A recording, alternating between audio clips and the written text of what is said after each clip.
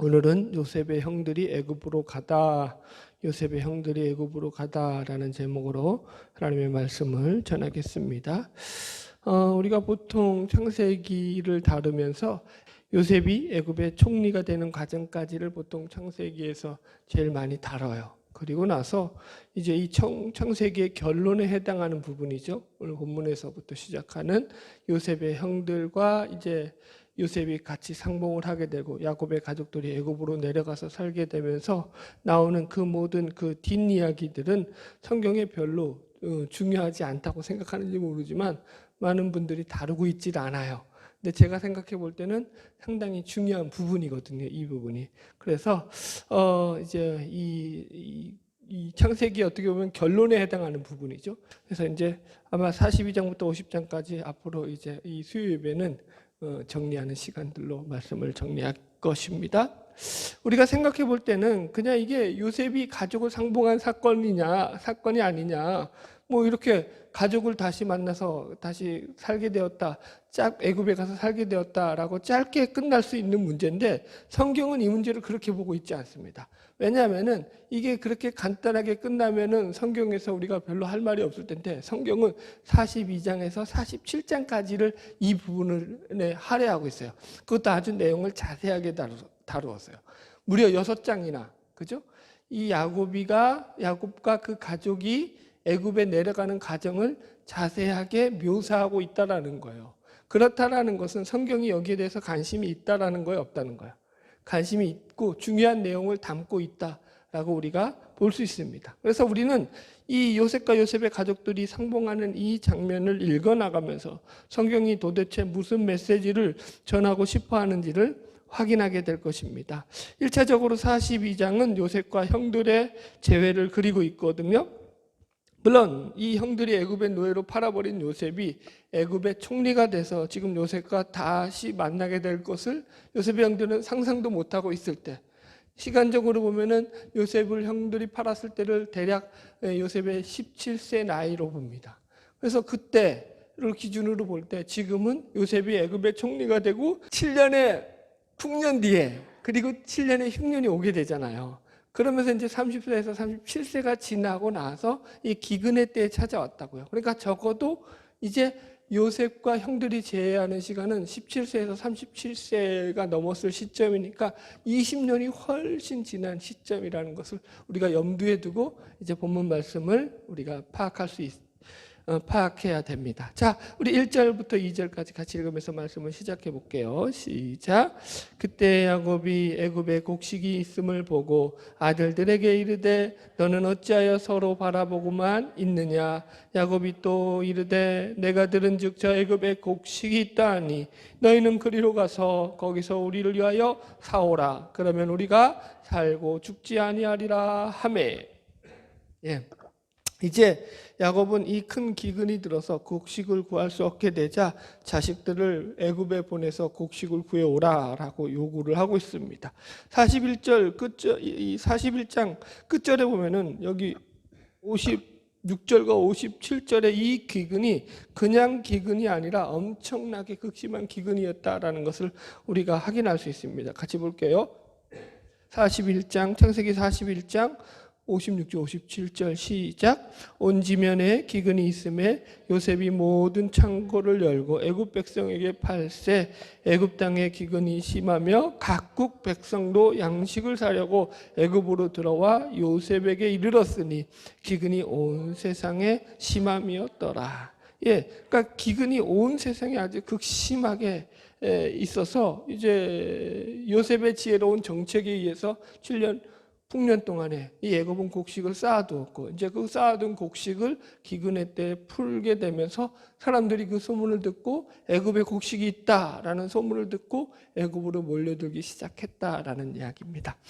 그러면서 2절 마지막에 보면은 여기 보면은 야곱이가 이런 말을 해요. 너희들 우리를 위해서 애굽에 가서 곡식을 사와라. 그러면 우리가 살고 죽지 아니하리라. 이런 말을 한다고요. 그러니까 이게 지금 뭐예요? 이제 생사의 문제가 닥친 문제예요. 이제 곧 죽게 생긴 거예요. 그래서 이제 절박한 가운데 야곱이 그 자식들을 애굽으로 보내고 있다라는 거예요. 우리가 이걸 상상해 볼 수 있습니다. 만약에 곡식을 구할 수 없을 만큼 이런 큰 기근이 들지 않았더라면은 과연 요셉의 형들이 애굽으로 내려갈 이유가 있었을까라는 거예요. 없죠. 그죠? 성경에 어디를 봐도 지금 야곱이는 애굽과는 관계가 없이 살았던 인물이에요, 여러분들. 그런데 뜻하지 않는 이 큰 기근으로 인해서 곡식을 구할 데가 없어진 야곱의 가족은 이제 어쩔 수 없이 아직 곡식이 남아있는 애굽으로 내려가 이 곡식을 구할 수밖에 없는 처지에 이른 것입니다. 제가 왜 이 얘기를 하냐면, 여러분 지금 이게 야곱의 행보와 야곱의 조상들의 행보가 애굽을 대하는 이 상황이 비슷한 상황이 많이 있었거든요. 이 상황에 대해서 이 조상들의 행보와 야곱의 행보가 틀리기 때문에 이 얘기를 하는 거예요. 일단 뭐예요? 이 가나안에 기근이 들었을 때 그의 선조였던 아브라함이나 이삭은 다 어떻게 하냐면 애굽으로 내려가려고 해요. 자, 본문을 접어놓고 확인해 볼게요. 창세기 12장 10절 가보세요. 본문 접어놓으시고 책갈피로 창세기 12장 10절 가보세요. 창세기 12장 10절. 자, 같이 읽어봅시다. 시작. 그 땅에 기근이 들었으므로 아브라함이 애굽에 거류하려고 그리로 내려갔으니 이는 그 땅에 기근이 심하였음이라. 아멘. 보죠?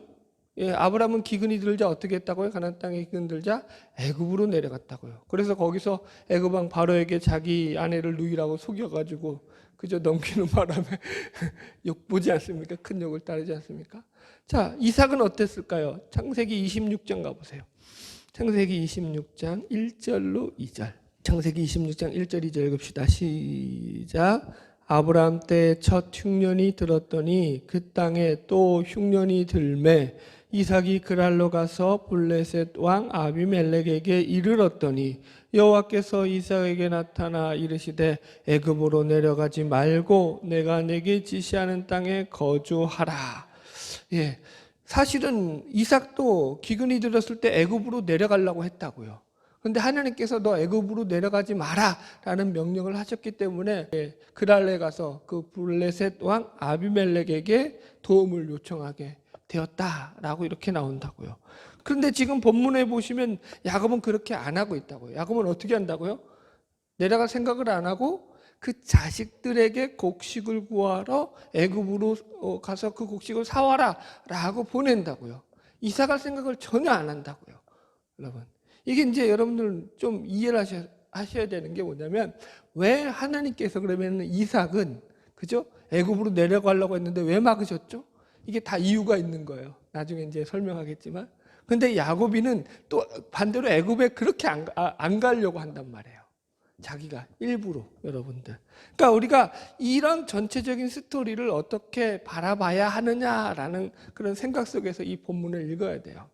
이게 뭐냐면, 이 야곱이가 애굽으로 내려가는 것은요, 이게 전체적인 아브라함에게 하나님께서 말씀하셨던 이 예언의 역사, 하나님의 구속사적인 역사와 그 관점에서 이 성경이 풀어져 가고 있다라고 보셔야 돼요. 지금 야곱이가 애굽에 내려가는 것은요, 하나님의 구속사적인 관점에서 이루어지는 일들이라고요. 이게 야곱이가 좋고 싫고의 문제가 아니라, 야곱이가 아무리 반대할지라도 하나님은 이제 이 하나님의 그 언약의 약속에 의해서 그들을 애굽으로 내려가게 만드실 거예요, 여러분들. 그게 어디 나오냐요? 하면 창세기 15장에 나와요. 헷불 언약이라고 하거든요. 한번 가보세요. 창세기 15장 13절.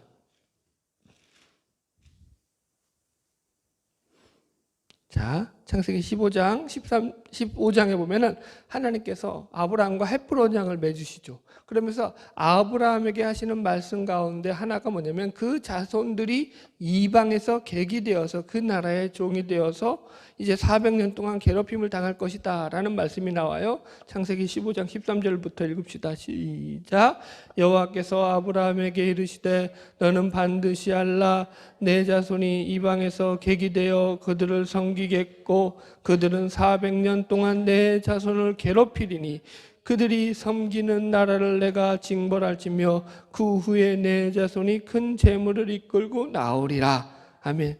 이런 예언의 말씀이 나온다고요. 아브라함에게 햇불 언약을 통해서 그러니까 너희들 네 자손 중에서 이제 후대가 어디 간다고요? 애굽에 가가지고 그러니까 여기 이방 나라가 이제 애굽을 지칭하는 거겠죠. 응? 그러니까 가서 거기서 이제 400년 고생하다가 나오게 될 거다라는 거예요. 이게 하나님의 구속의 역사라는 거예요. 니들이 원하건 원치 않건 이런 일들이 발생하게 될 거다라는 거예요. 그러니까 하나님의 구속사로 말미암은 예언의 성취로서 지금 이 창세기 42장이 시작하고 있다라고 여러분들이 이제 그런 관점에서 이 성경을 보셔야 돼요. 이해하시겠죠, 여러분? 그러니까 내용이 그러면 이제 전혀 또 다른 차원에서 보인다고요. 인간이 어떤 뭐라 그럴까 희노애락을 그리겠다는 게 아니라고요, 성경은.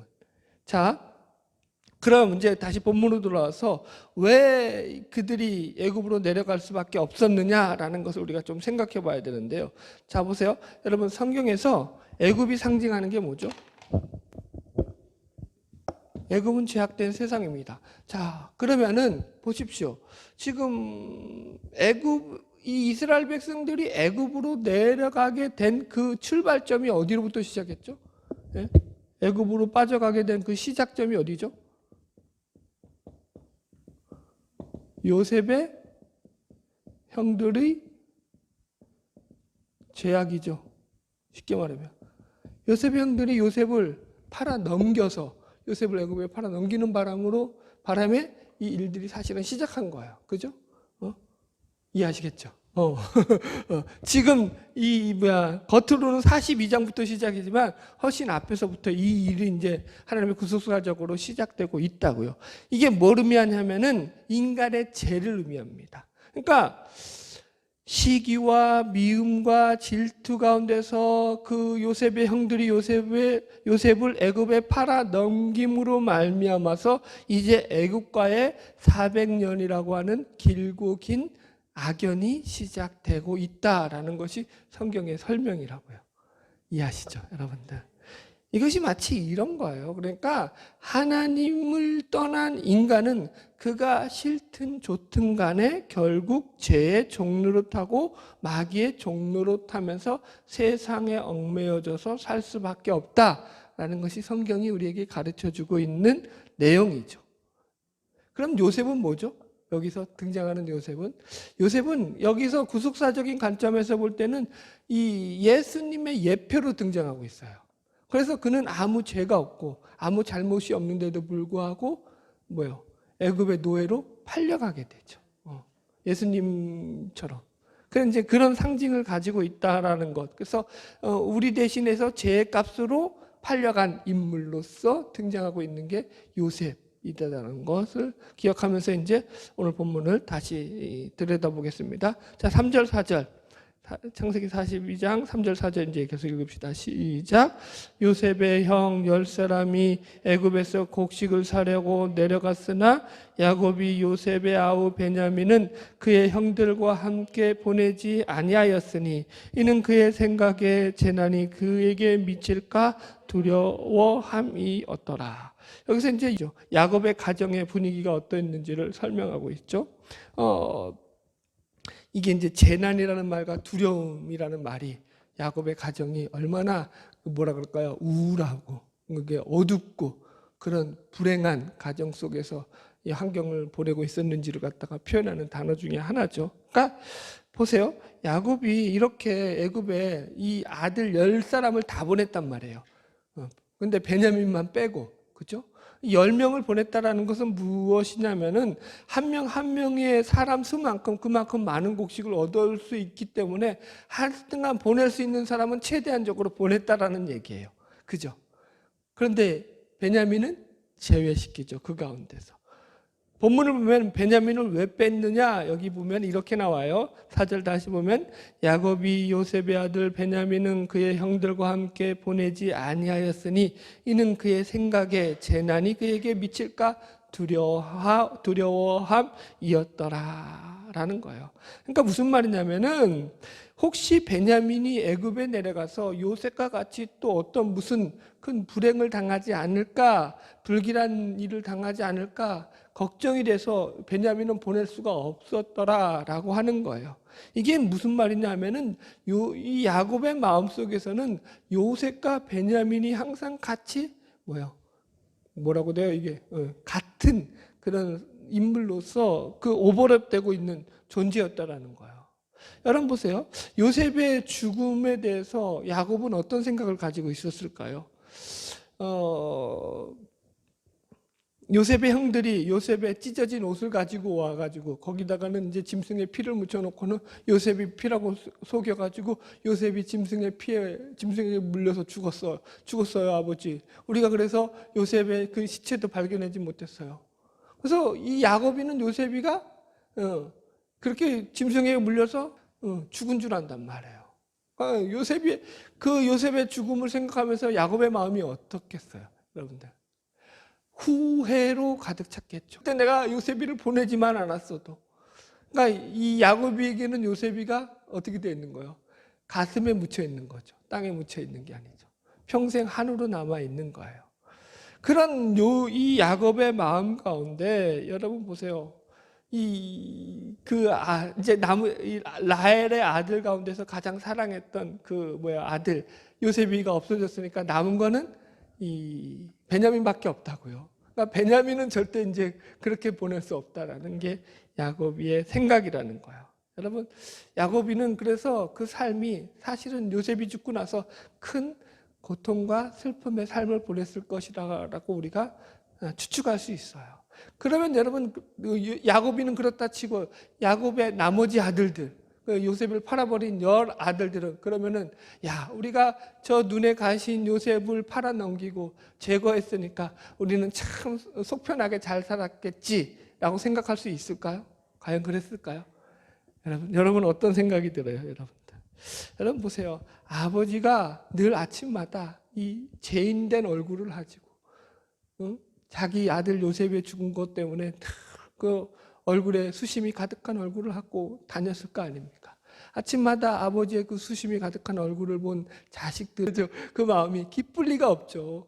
여러분 안 그러겠어요, 여러분? 그때 우리가 요셉을 잘 죽였지 그놈 없으니까 진짜 꼴 안 봐서 좋다 이러고 살았을까요? 그렇지 않다고요, 여러분들. 늘 수심과 번민에 가득 찬 아버지의 얼굴을 보면서 이들은 서로 말하지 않아도 그때 요셉을 팔아먹은 공범으로서 마음에 늘 그 부분이 찔려가지고, 그렇죠, 여러분들?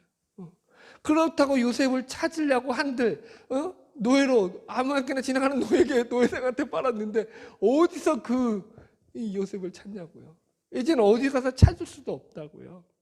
우리가 도대체 무슨 짓을 한 거지? 그때 우리가 정신이 나갔지, 미쳤지. 아버지를 저렇게 만들었어 우리가. 그 회한이 왜 없겠느냐고요. 가족은요 어때요? 가족이라는 게 특징이 뭐죠? 나만 그냥 잘 살면 그냥 다 행복하면 끝인가요? 남의 식구들은 어때도 상관이 없나요? 그렇지 않죠. 가족은 운명 공동체거든요. 한 사람이 힘들면 다 힘들어요. 그런데 거기서도 가장 대빵이죠. 아버지가 힘들면 그 가정은 뭐 말할 것도 없죠. 풍비박산이 나는 거죠. 지금 그런 상황이 이 야곱의 가정이라는 거죠, 여러분.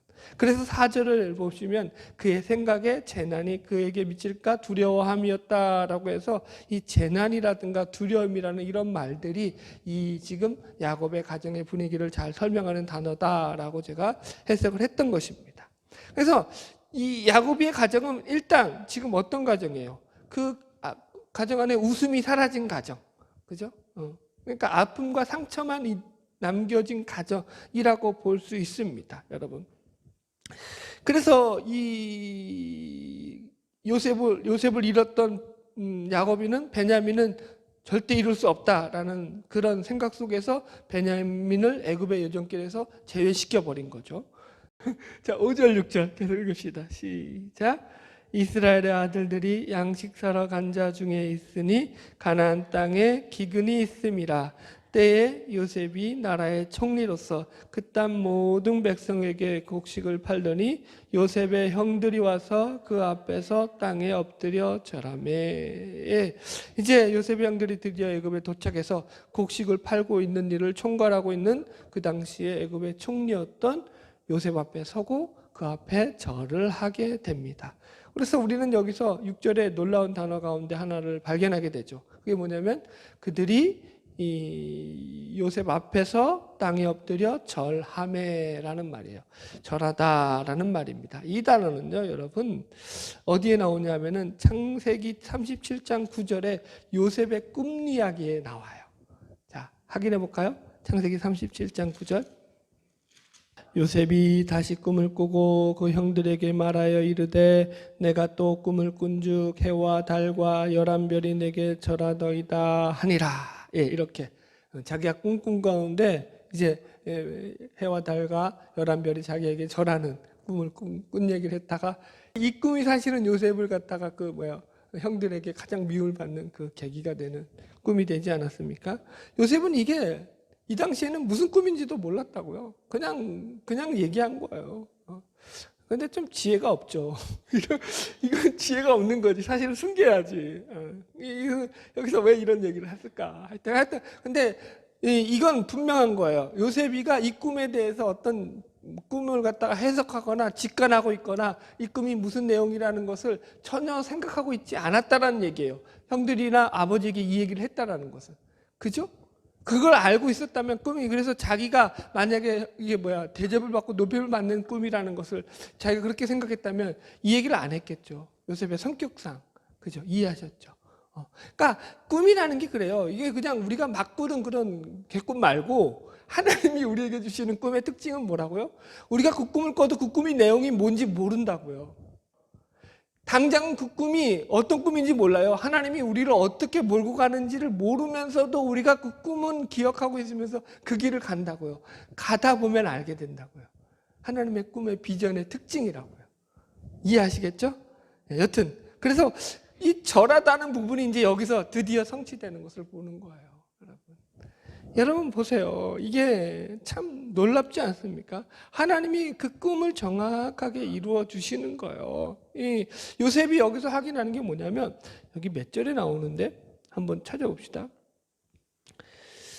여기 9절 보세요. 9절 같이 읽어봅시다. 시작. 요셉이 그들에게 대하여 꾼 꿈을 생각하고 그들에게 이르되 너희는 정탐꾼들이라 이 날의 틈을 엿보려고 왔느니라.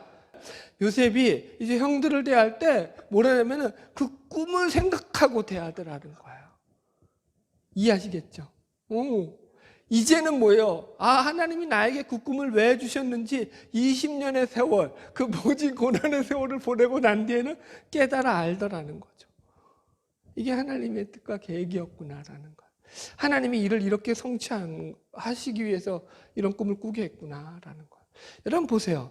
요셉이가 꿈을 꾸고 싶어서 꾼 거예요? 그리고 요셉이가 그 꿈이 이루어진다는 걸 자기가 이루려고 해서 이룬 거예요? 하나님이 다 하시고 하나님이 다 이루신 거라고요. 이게 하나님이 우리에게 꿈을 주시는 그 배경이고 이유이고 역사라는 것을 우리가 놓치지 말아야 돼요. 그래서 이 꿈은 어떤 개인의 사사로운 자신의 어떤 영예나 영광을 구하는 꿈이 아니라 하나님의 마음을 품고 하나님의 꿈을 이루기 위해서 우리에게 주시는 꿈으로서 이 꿈을 품게 되면요, 사람은 커지죠. 훨씬 더 위대해진다고요. 명예로워지고요. 영광스러워진다고요. 단어가 고급적인 게 좀 나오죠. 왜요? 이게 우리의 수준의 목표가 맞춰져 있는 게 아니라 그분에게 수준이 맞춰져 있고 목표가 맞춰져 있기 때문에 훨씬 더 높아진다고요. 멋지지 않습니까? 여러분? 세상에서 맨날 지지고 볶고 살지만 그것이 끝이 아니라고요. 그 삶을 통해서 또 하나님은 우리에게 하나님의 영화로운 그 하나님의 일을 허락하시고 동역하시며 이루어 가시는 것을 믿으시기 바랍니다. 자, 계속 봅시다. 7절 말씀. 42장, 창세기 42장 7절 시작. 요셉이 보고 형들인 줄을 아나 모르는 체하고 엄한 소리로 그들에게 말하여 이르되 너희가 어디서 왔느냐? 그들이 이르되 곡물을 사려고 가나안에서 왔나이다. 이렇게 말해요. 보세요. 결국 형들은 요셉 앞에 절하고 요셉 앞에 서게 됩니다. 그리고 요셉은 형들이 누구인지를 알지만 지금 모르는 채 했다라는 거예요. 그래서 이게 요셉이 자신의 신분을 숨긴 것이 자신을 판 이 형들에 대한 복수심을 가지고 형들에게 복수하기 위해서 이런 것이냐? 많은 주석가들은 그렇게 해석하고 있지 않고 저도 그렇게 해석하고 있지 않습니다. 그건 당연하죠. 왜냐하면 제가 여러 번 얘기했지만 이 요셉은 여기서 어떤 인물로 등장하냐면 예수님의 신약에 나오는 예수님의 예표로서 등장하고 있는 인물입니다. 그래서 지금 요셉이 대처하는 이 모습들을 잘 보면 요셉은 지금 형들로 하여금 그들을 어떻게 보면은 그 형들의 믿음에 대한 시험을 하는 그 테스트하는 자로서 지금 등장하고 있는 거예요. 이건 마치 예수님께서 자 이렇게 합시다. 요셉의 테스트. 요셉의 테스트는 곧 예수님의 테스트하고도 비슷해요. 그렇죠? 그러니까 우리들 교회 김영재 목사님은 이걸 갖다가 요셉의 작전이라고 표현하더라고요. 그 말도 아주 멋있어요. 요셉이 이제 이 작전을 짜죠. 테스트를 하죠. 형들을 계속 이제 앞으로 나올 거예요. 이게 예수님의 테스트하고 비슷하다고요, 여러분들. 그래서 요셉이 노리는 게 있다고요. 요셉이 이 작전을 통해 가지고 형들에게 바라는 게 있다고요. 이해하시겠죠? 예수님도 마찬가지죠. 제자들을 시험하시거나 성경에 보면 예수님께서 제자들을 시험하시거나 제자들에게 어떤 일을 행하실 때 유독 자주 쓰셨던 단어 가운데 하나가 뭐냐면 믿음이 적은 자들아 라는 말이에요. 그럼 뭔 소리예요? 예수님이 그 시험들을 통해서 제자들의 믿음을 테스트하고 있었다라는 그런 표현이 되는 거죠. 예를 들어 가지고 예수님께서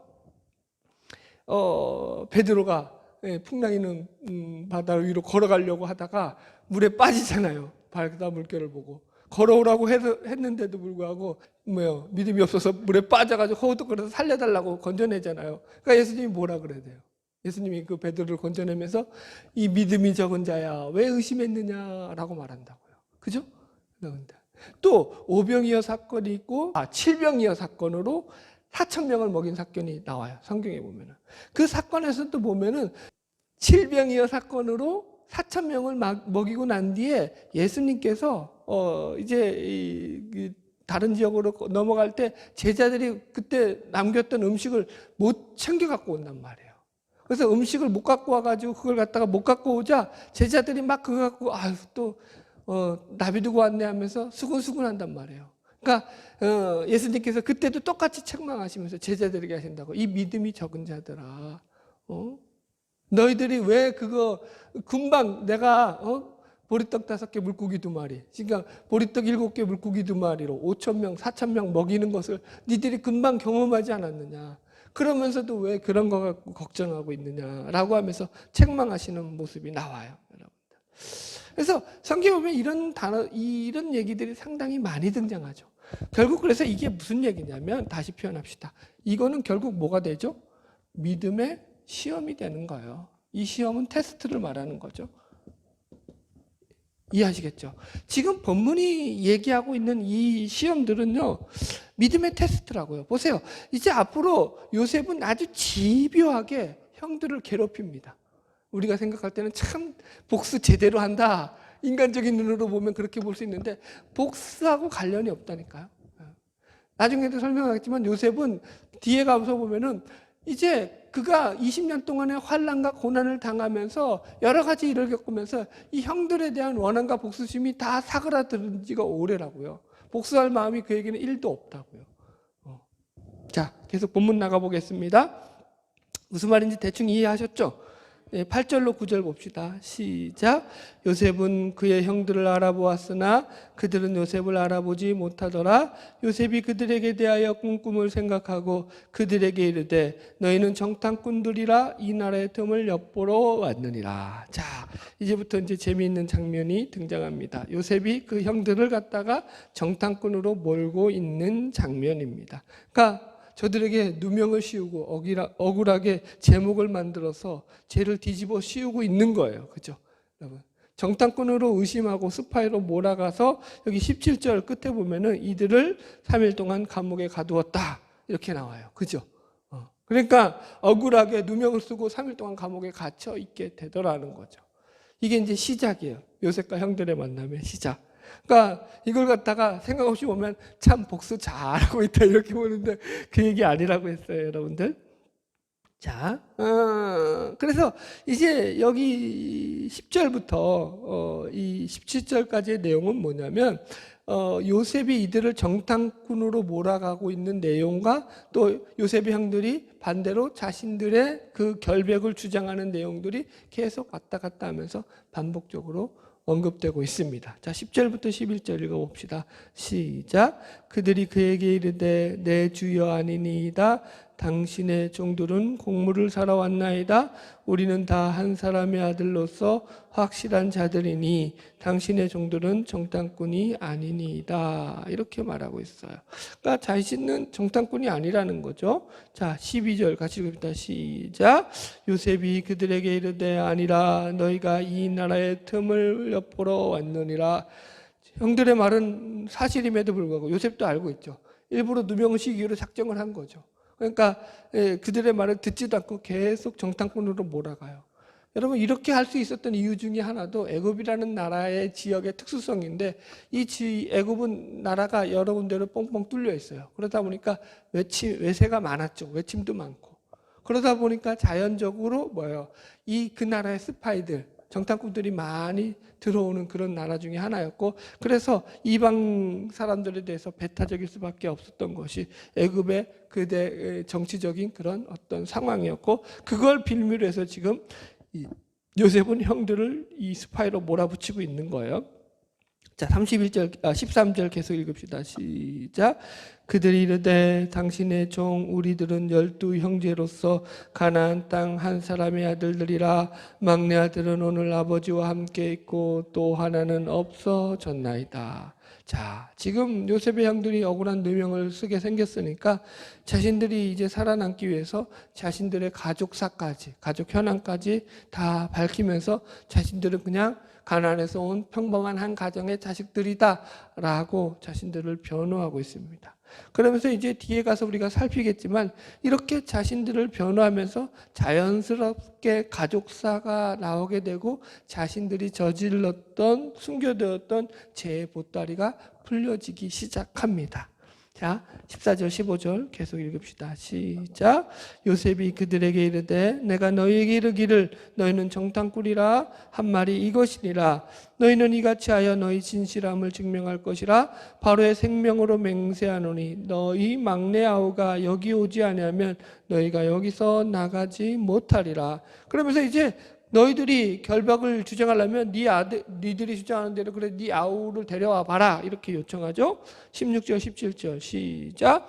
너희 중 하나를 보내어 너희 아우를 데려오게 하고 너희는 갇히어 있으라. 내가 너희의 말을 시험하여 너희 중에 진실이 있는지 보리라. 바로의 생명으로 맹세하노니 그리하지 아니하면 너희는 과연 정탐꾼이라 하고 그들을 다 함께 3일을 가두었더라. 이렇게 나옵니다. 그러니까 요셉의 주장은 이거죠. 니들의 말이 사실이라면 너희 동생을 내 앞에 데려와 봐라. 그러면 내가 믿겠다라고 하면서 지금 요셉의 형들로 하여금 베냐민을 이제 요셉 앞에 데려오도록 자꾸 그렇게 강제적으로 요청을 하는 거죠. 그리고서는 그 일의 강제성을 엄함을 알리기 위해서 3일 동안 감옥에 가뒀다고요. 3일 동안 가둘 이유가 없잖아요, 사실은. 그죠? 근데 지금 파워는 누가 가지고 있는 거야? 요셉이 가지고 있는 거죠, 여러분들. 그래서 다음 주에 다루겠지만 뒤에서도 보면은 베냐민을 데려오게 만드는 그 담보로서 시므온을 가두고 그들을 돌려보내면서 이제 그들의 자루에 돈자루도 그대로 넣어주고 하여튼 그런 일이 발생합니다. 그래서 나중에 이런 일들이 계속적으로 아주 집요하게 베냐민을 요셉에게 데려올 수밖에 없게 이 형들에게 집요한 요청을 하게 되는 것을 보게 됩니다. 그런데 여기서 우리가 중요한 포인트를 잡아야 됩니다. 요셉은 그냥 이것을 제가 아까도 설명했지만 어떤 복수라든가 어떤 재미를 위해서 형제들을 괴롭히는 것이 아니다라고 말씀드렸습니다. 이런 요셉의 어떻게 보면 아주 그냥 누명을 씌우고 음모를 씌워서 그러니까 겉으로 보면 나쁜 짓이잖아요. 우리가 볼 때는. 그래서 형들을 계속 벼랑으로 몰아붙이는 이런 일들은 사실은 이 요셉이 하기 이전에 형들이 요셉에게 저질렀던 그런 일들이죠. 여러분들. 그래서 이게 사실은 상당히 중요한 부분입니다. 그래서 제가 지금 이게 믿음의 시험이라고 말씀을 드렸습니다. 그래서 이 믿음의 시험은 시작이 뭘까요?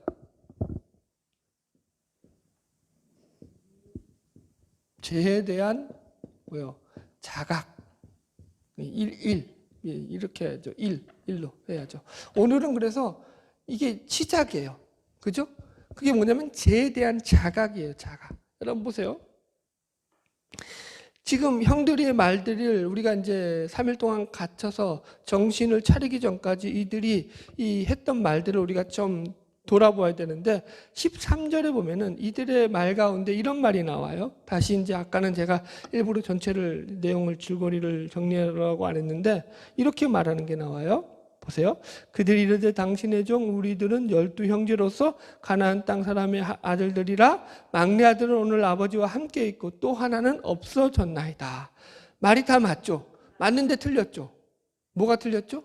하나는 없어졌다라고 하는 게 뭐냐면 실제로는 없어진 게 아니죠. 자신들이 죄악으로 말미암아 노예로 팔아먹은 거죠. 죽이려고 하다가 여러분들. 그러니까 없어졌다라는 것은 무슨 말이냐면은 뭐예요? 이걸 안 쓸게요, 여러분. 자신의 죄를 숨기고 있는 거예요. 죄에 대한 침묵이라고요, 여러분. 이 요셉의 입장으로 보자면 어떤 거예요? 요셉이 지금 형들의 그 내용을 다 알아요, 몰라요? 다 알죠. 근데 요셉이 들을 때는, 그러니까 요셉이라고 생각 안 하니까 이렇게 말하는 건데, 그 말을 듣는 요셉의 입장에서는 형들의 이 테스트가 시작되는 배경이에요. 이 형들이 아직 정신을 차렸다는 걸 못 차렸다는 거야. 요셉이 볼 때는 못 차렸다고요. 쥐들이 나한테 어떻게 해놓고 그걸 없어졌다고 표현을 해? 침묵하고 있는 거예요. 자신들이 저지른 죄에 대해서 침묵하고 있는 거예요. 그래서 여러분 요셉이 자신의 정체를 밝히는 내용이 앞으로도 이제 3장이나 더 지나서 창세기 45장에 가서야 나오거든요. 그런데 그때 자신의 정체를 밝히기 전까지 중간중간에 요셉과 형들 사이에서 무수한 사건들이 반복되는데 그 사건들 속에서 핵심이 뭐냐면 계속 요셉은 이 죄에 대한 자각을 형들에게 불러일으킨다고요. 자신들이 지은 죄를 갖다가 스스로 자각을 하게 만들더라는 거죠, 여러분들. 그러니까 자 보세요. 이렇게 생각하셔야 돼요. 만약 요셉이 형들을 처음 만나자마자 자신이 애굽의 총리라는 것을 밝히고서 요셉이라는 것을 밝혔다면은 형들이 어떻게 나왔을까요? 그걸 상상해 보셔야 된다는 거예요, 여러분들. 무슨 얘기냐면은 처음부터 요셉이 자기가 요셉이라는 걸 밝혔다면 형들의 태도는요 하나도 지금 3일 동안 감옥에 갇히기 전에 지금 자신의 죄들을 숨겼던 그 모습 그대로 자신의 죄들을 자각하지 못한 채 요셉이 가진 지위와 요셉의 그 힘에 굴복해가지고 굽신굽신하며 자신들이 전에 저질렀던 가후에 대해서 사과하고 변명하기 바빴을 거라고요. 이해하시겠죠? 그러나 그것은 진정한 죄에 대한 자각과 고백이 아니라고요. 요셉이 바라는 건 그게 아니라는 거예요. 다른 말로 하면은 자신들의 죄에 침묵한다라는 것은 아직 자신들이 죄인이라는 것을 제대로 깨닫고 있지 못하다는 결과가 소리가 된다고요. 그러니까 처음부터 요셉이 자신의 정체를 드러내지 않는 거예요. 이들은요 요셉이 자신의 정체를 드러내면 계속 변명으로만 일관했을 거란 말이에요. 요셉이 만약에 형들을 쉽게 용서를 해요. 그리고 이제 하해를 했다고 칩시다.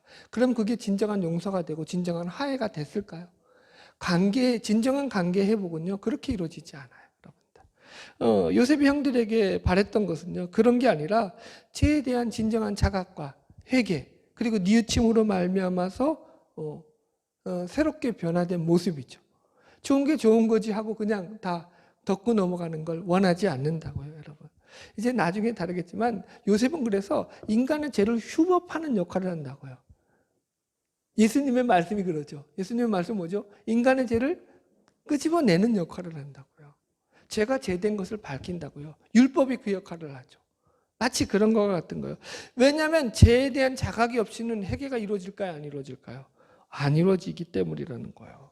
그래서 요셉은 이런 것들이 싫었다라고 볼 수 있습니다. 요셉이 형들이 정말로 자신의 과거에 저질렀던 잘못들을 깨닫고 뉘우치고 죄인됨을 자신들이 발견하고 변화되고 새로워진 모습을 보기를 원했던 거죠.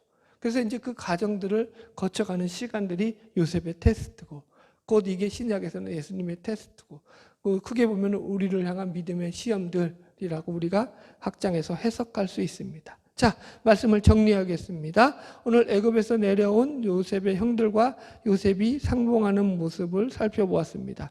아직 요셉의 형들은 요셉이 누구인지를 모르고 있습니다. 그러면서 애굽의 총리가 된 요셉에 의해서 억울하게 누명을 쓰고 감옥에 갇히는 신세가 되는 것까지 오늘 본문을 통해서 살펴보았습니다. 이것이 요셉이 단순히 형들에 대한 복수심으로서 이 일을 꾸미고 있다라는 것이 아니다라고 말씀드렸습니다. 요셉은 단순히 형들이 미워서 저들에게 복수의 화신으로 등장하는 것이 아니라 신약으로 치자면 우리의 구원자 되시는 예수님처럼 예수님의 예표로서 구약에 등장하고 있는 인물이라고 말씀드렸습니다. 그래서 이 본문에서 요셉은 하나님의 구원을 이루어가는 대행자로서 등장하고 있음을 우리가 놓치지 말아야 됩니다. 그래서 죄인된 인간이 어떤 과정을 거쳐서 이 죄로부터 벗어나게 되고 자신의 죄인됨을 깨닫게 되는지를 이 요셉과 요셉의 형들을 통해 가지고 우리는 믿음에 관한 시험을 확인하면서 이제 배워나가게 될 것입니다. 그래서 오늘은 첫 번째로 이 죄에 대한 자각, 죄에 대해 침묵하고 있는 형들에 대한 모습을 살폈습니다. 여러분, 죄에 대해서 침묵하는 게 죄라고요. 이해하시겠어요? 죄를 자각하고 있지 않아요. 죄를 지은 건 알아요. 아는데 그걸 침묵하고 있다고요. 죄를 덮고 있다고요. 이런 거죠. 요셉이 왜 계속 후벼파냐면, 여러분, 구정물이 있어요. 그런데 구정물이 있는데 그 물을 그냥 가만히 1시간 내면 구정물은 가라앉고 위에 물은 맑단 말이에요. 그러면 이게 더러운지 안 더러운지 표가 나요, 안 나요? 안 난다고요. 어떻게 해야 돼요? 손으로 한번 휙 그때 저어버리면 구정물이 다 올라오죠. 그럼 이게 더러운 물인지 깨끗한 물인지 분간이 된다고요. 지금 요셉이 하는 역할은 뭐라고요? 손가락 집어넣고 휙 젓는 거예요. 그래서 구정물인 걸 확인시켜주는 작업을 한다고요. 여러분, 우리가 인생의 고난에 대한 부분들도 이렇게 생각해야 돼요. 3일 갇히고 난 뒤에 이제 우리가 확인할 것은 다음 주에 이제 나오겠지만, 이렇게 3일 고생을 하고 감옥에 갇히고 난 뒤에야 이 사람들이 이제 드디어 죄에 대한 고백이 터져 나오기 시작한다고요. 인생의 고난이 그런 차원에서 있다고요. 하나님께서 우리에게 고난을 왜 허락하시냐고요? 너희가 죄인됨을 깨닫고 주님 앞에 나와야 된다라는 차원에서 허락되는 고난도 있다고요. 인간은요, 어느 인간도요, 자기가 잘 살고 있을 때, 자기가 잘 나가고 있을 때 내가 죄인입니다 고백하면서 하나님 앞에 나오는 인간은 하나도 없다고요. 이해하시겠죠? 고난이 닥치고 역경이 닥치자 하나님 앞에서 왜 이럴까 물음을 가지고 나오다가 십자가 앞에서 자기가 죄인됨을 발견하게 되는 거죠. 이게 하나님이 우리를 구원으로 이끄시는 한 큰 방법이라고요. 그래서 우리에게 고난이 허락되어 있다는 것을 우리가 기억해야 됩니다. 여러분, 자, 우리는 늘 신자로서, 하나님 앞에 구원받은 신자로서 하나님이 무엇을 좋아하시고 무엇을 싫어하시는지를 늘 분별하면서 살아가야 될 책임이 있고 의무가 있습니다. 바라기는 하나님이 원하시고 기뻐하시는 자녀의 삶을 살아나가는 저와 여러분 되시기를 주의 이름으로 축복합니다. 기도하겠습니다.